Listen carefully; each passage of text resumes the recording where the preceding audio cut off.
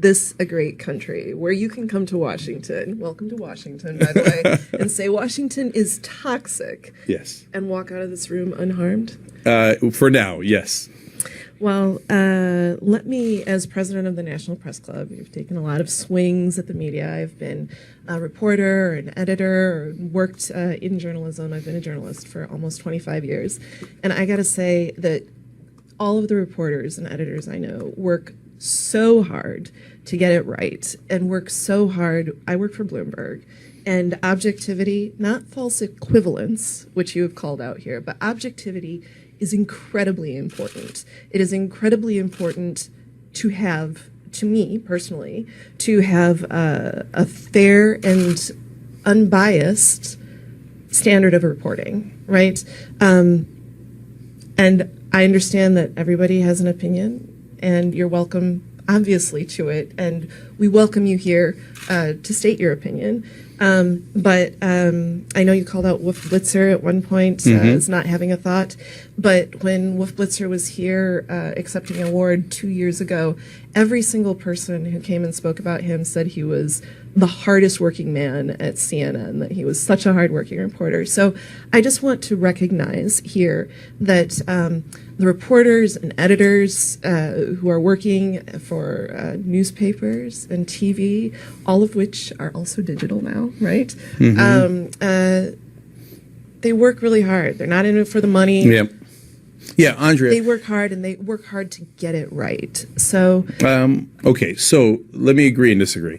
So, do they work hard? Of course, I don't begrudge them that. No, nowhere in my speech did I say they were lazy. And I think you did. No, I think I said they were wrong. That's different than lazy. And so, Wolf Blitzer, his problem isn't whether he works hard or doesn't work hard. His problem is he does have a perspective, and he might not even know it. His perspective is the status quo is awesome. So Hillary Clinton is acceptable, Jeb Bush is acceptable, Bernie Sanders is not acceptable, Donald Trump is not acceptable. And so it oozes out of every broadcast. I don't want to speculate on his perspective. No, you don't have to. You don't have to. You look. Let's. No. I can speculate. It's not speculation. I'll tell you what CNN's motives are: profit. It's not complicated. They're a giant, multi-billion-dollar corporation. Why are they in favor of the status quo?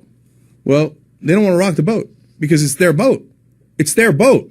If you're a multi-billion-dollar corporation, you do not want change. You just don't want it.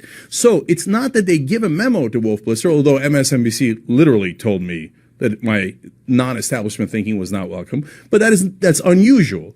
Normally, it is in the hiring decisions. When's the last time CNN hired a radical? You might say, well, of course you're not going to hire a radical. Think about that.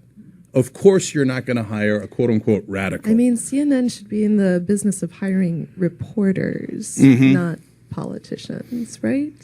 Well, but what is the perspective that they present, Andrea? The perspective is status quo, establishment. It should be the truth, but it isn't. So let me ask you this. Jake Tapper on CNN, and these are not bad guys. I know Jake a tiny bit. I know Chris Cuomo a little bit. Alison Camerota is wonderful. There's a lot of great journalists at the New York Times, Washington Post, et cetera, and they do great stories.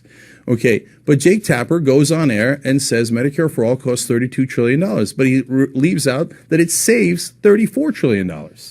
And he asks Alexandria Ocasio-Cortez, how are you going to pay for it? Every time, watch it. I'll tell you ahead of time, not afterwards, not Monday morning quarterback. I'll tell you ahead of time. Every time a progressive goes on air, on CNN or elsewhere, they will ask him, how are you going to pay for it? How are you going to pay for it?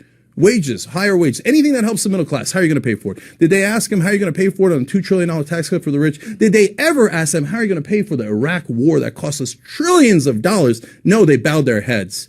Are you sure? I'm positive. New York Times, you saw Judy Miller. They always apologize afterwards, but they never learn their lessons. So how about Iran?